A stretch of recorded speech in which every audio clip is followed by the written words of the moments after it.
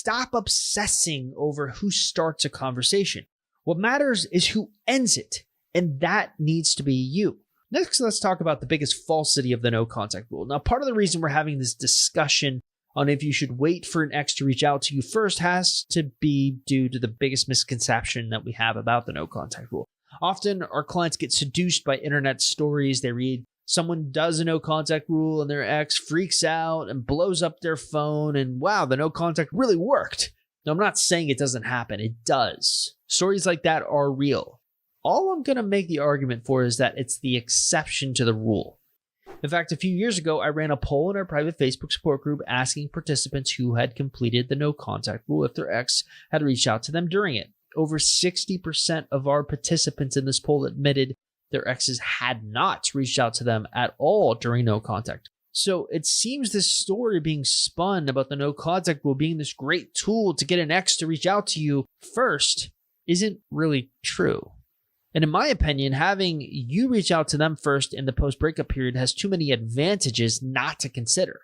Now, there are really confluence of factors that led me to a decision on why I think reaching out to your ex is the optimal approach. The no contact rule, the Zeigarnik effect, the peak end rule, you being in the driver's seat, preparation, all of these are huge advantages to you reaching out first.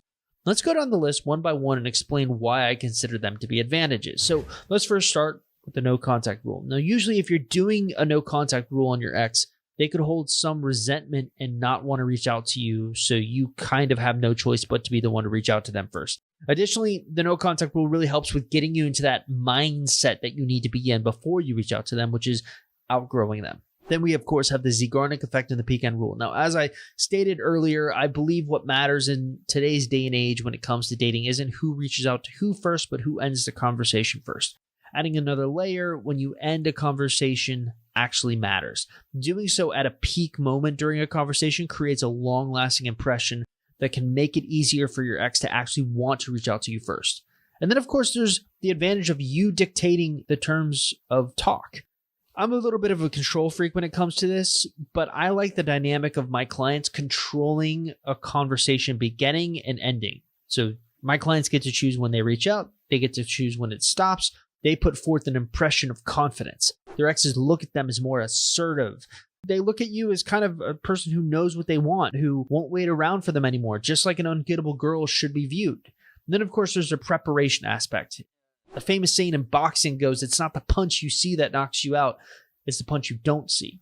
Same principle can kind of apply to texting. Playing defense and responding to an ex's texts doesn't really give you a lot of time to prepare.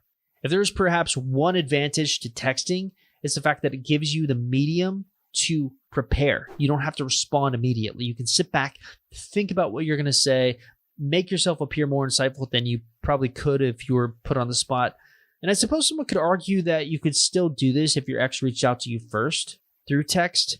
You could take your time with a reply, and they are right.